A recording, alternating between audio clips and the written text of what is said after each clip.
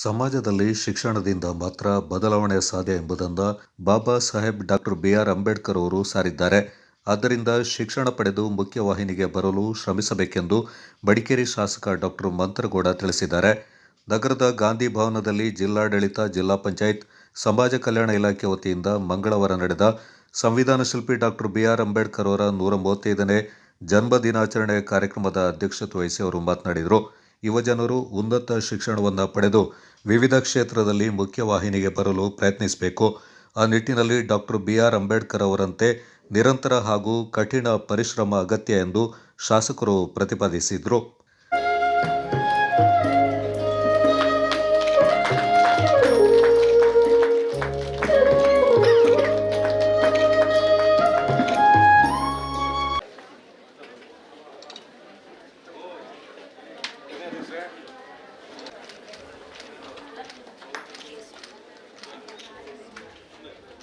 ಮಾತಾಡಕ್ಕೆ ಹೋಗೋಣ.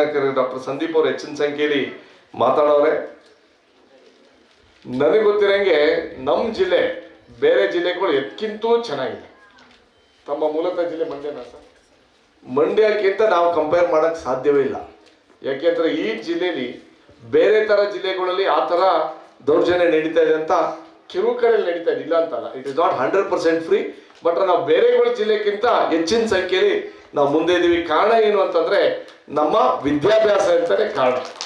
ಆ ವಿಚಾರದಲ್ಲಿ ಬಾಬಾ ಸಾಹೇಬ್ರು ಅವತ್ತೇ ಹೇಳಿದ್ರು, ನಮ್ಮ ಮನೆಗಳಲ್ಲಿ ಬದಲಾವಣೆ ತರಬೇಕು ಅಂತಂದರೆ ವಿದ್ಯಾಭ್ಯಾಸ ಮುಖಾಂತರ ತರಬಹುದು ಅಂತ.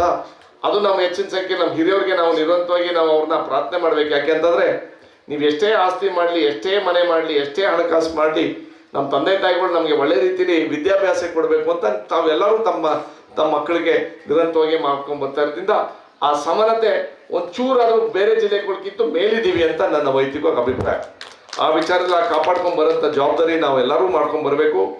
ಮಾತ್ರ ಒಂದು ರೀತಿಯಲ್ಲಿ ಬೇಜಾರು ಏನಂತಂದರೆ 77ನೇ ವರ್ಷ ಮುಂದೆ ಬಂದ್ರೂ ನಾವು ಆ ಮಟ್ಟಕ್ಕೆ ದೇಶಾದ್ಯಂತ ಬದಲಾವಣೆ ಯಾಕೆ ತರಲಿಕ್ಕೆ ಆಯ್ತಾ ಇಲ್ಲ ಅಂತ ನಾವು ಅರ್ಥ ಮಾಡ್ಕೋಬೇಕು. ಯಾಕೆ ಅಂತಂದರೆ ನಮ್ಮಲ್ಲಿ ಏನಾಗಿದೆ ಅಂತಂದರೆ ಆ ಬದಲಾವಣೆ ತರಲಿಕ್ಕೆ ಎಕ್ಸೆಪ್ಟ್ ಮಾಡೋಕ್ಕೆ ನಮ್ಮಲ್ಲಿ ಸಹಿಸ್ಕೊಳಕ್ಕೆ ಆಯ್ತಾ ಇಲ್ಲ.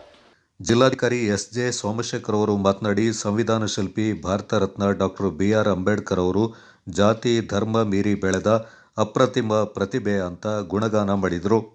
ಮಂಡ್ಯ ಜಿಲ್ಲೆ ಮದ್ದೂರು ತಾಲೂಕಿನ ಎಚ್.ಕೆ. ವೀರಣ್ಣಗೌಡ ಪದವಿ ಕಾಲೇಜಿನ ಸಹಾಯಕ ಪ್ರಾಧ್ಯಾಪಕರಾದ ಡಾಕ್ಟರ್ ಸಂದೀಪ್ ಎಸ್. ರಾವಣಿಕರ್ ಅವರು ಮಾತನಾಡಿ, ಸಂವಿಧಾನ ಶಿಲ್ಪಿ ಭಾರತ ರತ್ನ ವಿಶ್ವಜ್ಞಾನಿ ಅಂಬೇಡ್ಕರ್ ಅವರ ವಿಚಾರಧಾರೆಗಳು ಸಾರ್ವಕಾಲಿಕ ಎಂದು ಹೇಳಿದರು. ಬಾಬಾ ಸಾಹೇಬ್ರನ್ನ ಓದ್ಕೊಂತ ಒಂದಷ್ಟು ವಿಷಯಗಳು ಹೊಸದಾಗಿ ನಮಗೆ ಕಾಣಸಿಕ್ತಾ ಹೋಗ್ತವೆ ಅನ್ನುವಂಥದ್ದು ನನಗೆ ದಕ್ಕಿರ್ತಕ್ಕಂಥ ಒಂದು ಅನುಭವ. ಸೊ ಆ ಒಂದು ಸಂದರ್ಭದಲ್ಲಿ ಇವತ್ತಿಗೆ ಬಾಬಾ ಸಾಹೇಬ್ರ ಪ್ರಸ್ತುತೆ ಎಷ್ಟಿದೆ ಅಂತ, ಯಾಕಂದ್ರೆ ಬಾಬಾ ಸಾಹೇಬ್ರು ಕಂಡಿದ್ದಂಥ ಕನಸು ಏನಾಗಿತ್ತು, ಅವ್ರು ಅಂದ್ಕೊಂಡಿದ್ದಂಥ ಉದ್ದೇಶ ಏನಾಗಿತ್ತು, ಅವ್ರು ಯಾವ ಮಹತ್ವಾಕಾಂಕ್ಷೆನ ಇಟ್ಕೊಂಡು ತಮ್ಮ ಸುದೀರ್ಘ 36 ವರ್ಷಗಳ ಕಾಲ ಸಾರ್ವಜನಿಕ ಬದುಕಲ್ಲಿ ಈ ದೇಶದ ಉನ್ನತಿಗೆ ಹೋರಾಡಿದ್ರು ಅನ್ನೋದನ್ನ ಗಮನಿಸಿದ್ರೆ ಪ್ರತಿ ಕ್ಷೇತ್ರದಲ್ಲಿಯೂ ಅವರ ಕೊಡುಗೆ ಅತ್ಯುನ್ನತವಾದದ್ದು ಅಂತ. ನಮಗೆ ಬಾಬಾ ಸಾಹೇಬ್ರು ದಕ್ಕುವಂಥದ್ದು ಕೇವಲ ಸಾಮಾಜಿಕ ಪರಿಕಲ್ಪನೆಯಲ್ಲಿ ಮಾತ್ರ ಅಂತ. ಅಸ್ಪೃಶ್ಯತೆಯ ಆಚರಣೆ, ಜಾತಿ ವ್ಯವಸ್ಥೆ, ವರ್ಗ ವ್ಯವಸ್ಥೆ, ಈ ವ್ಯವಸ್ಥೆಗಳು ಅಷ್ಟೊತ್ತಿಗೆ ಆ ಕಾರಣಕ್ಕಾಗಿ ಬಾಬಾ ಸಾಹೇಬ್ರು ಹೋರಾಡಿದ್ರ ಅಂತಂದ್ರೆ ಖಂಡಿತವಾಗಿಯೂ ಇಲ್ಲ. ಆದ್ರೆ ಭಾರತ ಅನ್ಟಚ್ಡ್ ಇದೆಯಲ್ಲ, ಇನ್ನೂ ಟಚ್ ಮಾಡದೇ ಇರಕ್ಕಂತ ವಿಷಯಗಳು ಏನೇನಿದೆಯಲ್ಲ ಆ ಎಲ್ಲ ವಿಭಾಗಗಳಲ್ಲಿಯೂ ಎಲ್ಲ ಕ್ಷೇತ್ರಗಳಲ್ಲಿಯೂ ಬಾಬಾ ಸಾಹೇಬರ ಪ್ರಸ್ತುತತೆ ಎಷ್ಟಿತ್ತು ಅನ್ನೋದನ್ನ ಅವಲೋಕಿಸಬೇಕಾದಂತ ಸಂದರ್ಭಗಳು ಅವರ ಈ ಸ್ಮರಣೆಯ ದಿನ ಅನ್ನುವಂಥದ್ದು ನನ್ನ ಅಭಿಪ್ರಾಯ ಅಂತ ಹೇಳ್ತಾ, ಮಹಾಬೋಧಿ ಸಂಘದ ಅಧ್ಯಕ್ಷರಾದ ಮೋಹನ್ ಮೌರ್ಯ ಅವರು ಮಾತನಾಡಿ, ಹಲವು ದಶಕಗಳ ಕನಸು ನನಸಾಗ್ತಾ ಇದ್ದು ಆ ದಿಸೆಯಲ್ಲಿ ಶಾಸಕರು ಅಂಬೇಡ್ಕರ್ ಪ್ರತಿಮೆ ನಿರ್ಮಾಣಕ್ಕೆ ಜಾಗ ನೀಡಿ ಪ್ರತಿಮೆ ನಿರ್ಮಾಣ ಕಾರ್ಯ ನಡೀತಾ ಇದೆ. ಇದಕ್ಕೆ ಸಹಕರಿಸಿದ ಶಾಸಕರಿಗೆ ಕೃತಜ್ಞತೆಯನ್ನ ಸಲ್ಲಿಸಿದರು. ನಾವು ಮನವಿಯನ್ನ ಮಾಡಿ ಸಂದರ್ಭದಲ್ಲಿ ಮಡಿಕೇರಿ ನಗರಸಭೆ ಇಡೀ ಸದಸ್ಯರು ಅದೇ ರೀತಿಯಾಗಿ ಈ ಒಂದು ಮಡಿಕೇರಿಯಲ್ಲಿ ನಮಗೆ ಬಾಬಾ ಸಾಹೇಬ್ ಅಂಬೇಡ್ಕರ್ ಅವರ ಕಂಚಿನ ಪ್ರತಿಮೆಗೆ ಜಾಗವನ್ನು ಮಂಜೂರು ಮಾಡಿದ್ದಾರೆ.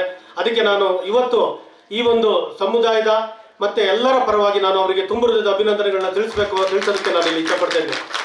ಅದೇ ರೀತಿಯಾಗಿ ಬಾಬಾ ಸಾಹೇಬ್ ಅಂಬೇಡ್ಕರ್ ಅವರ ಕಂಚಿನ ಪ್ರತಿಮೆಯನ್ನ ಕೊಡಗಿನಲ್ಲಿ ಪ್ರಪ್ರಥಮ ಬಾರಿಗೆ ಇವತ್ತು ಬಾಬಾ ಸಾಹೇಬ್ ಅಂಬೇಡ್ಕರ್ ಅವರು ಈ ದೇಶದ ಕಾರ್ಮಿಕರ, ರೈತರ, ಮಹಿಳೆಯರ ಎಲ್ಲರ ಒಂದು ಹೋರಾಟಗಳಿಗೆ ಸ್ಫೂರ್ತಿಯನ್ನು ನೀಡಿ ಇವತ್ತು ನಮಗೆಲ್ಲರಿಗೂ ಸ್ಫೂರ್ತಿಯಾಗಿರ್ತಕ್ಕಂಥ ಬಾಬಾ ಸಾಹೇಬ್ ಅಂಬೇಡ್ಕರ್ ಅವರ ಈ ಒಂದು 9 ಅಡಿ ಕಂಚಿನ ಪ್ರತಿಮೆಯನ್ನು ನಮ್ಮ ಮಡಿಕೇರಿ ವಿಧಾನಸಭಾ ಕ್ಷೇತ್ರದ ಹೆಮ್ಮೆಯ ನೆಚ್ಚಿನ ಜನಪ್ರಿಯ ಶಾಸಕರಾದ ಡಾಕ್ಟರ್ ಮಂತರಗೌಡರವರು ಈ ಒಂದು ಪ್ರತಿಮೆಯನ್ನು ಅನಾವರಣ ಮಾಡೋದಕ್ಕೆ ಆ ಕಂಚಿನ ಪ್ರತಿಮೆಯನ್ನು ಇಲ್ಲಿ ನೀಡ್ತಾ ಇದ್ದಾರೆ.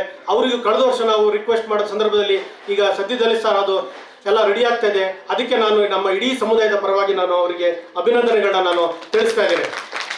ಹಾಗೆ ಈ ನಗರಸಭೆ ಅಧ್ಯಕ್ಷರಾದ ಪಿ ಕಲಾವತಿ, ಜಿಲ್ಲಾ ಗ್ಯಾರಂಟಿ ಯೋಜನೆ ಅನುಷ್ಠಾನ ಸಮಿತಿ ಅಧ್ಯಕ್ಷರಾದ ತೀತಿರ ಧರ್ಮಜ ಉತ್ತಪ್ಪ, ಮಡಿಕೇರಿ ನಗರಾಭಿವೃದ್ಧಿ ಪ್ರಾಧಿಕಾರದ ಅಧ್ಯಕ್ಷರಾದ ರಾಜೇಶ್ ಯಲ್ಲಪ್ಪ, ಗ್ಯಾರಂಟಿ ಯೋಜನೆ ತಾಲೂಕು ಅನುಷ್ಠಾನ ಸಮಿತಿ ಅಧ್ಯಕ್ಷರಾದ ಮಂದ್ರಿರಾ ಮೋಹನ್, ಪ್ರಮುಖರಾದ ಟಿಪಿ ರಮೇಶ್, ಜನಾರ್ದನ, ಎಚ್ಎಲ್ ದಿವಾಕರ, ಪ್ರೇಮ್ಕುಮಾರ್, ನಗರಸಭೆ ಸದಸ್ಯರಾದ ಸತೀಶ್, ಚಂದ್ರಶೇಖರ್, ಮುತ್ತುರಾಜ್, ಜುಲೇಖಾಬಿ, ಉಪವಿಭಾಗಾಧಿಕಾರಿ ನಿತಿನ್ ಚಕ್ಕಿ, ತಹಶೀಲ್ದಾರರಾದ ಶ್ರೀಧರ್ ಮತ್ತಿತರ ಪ್ರಮುಖರು ಈ ಸಂದರ್ಭ ಪಾಲ್ಗೊಂಡಿದ್ದರು.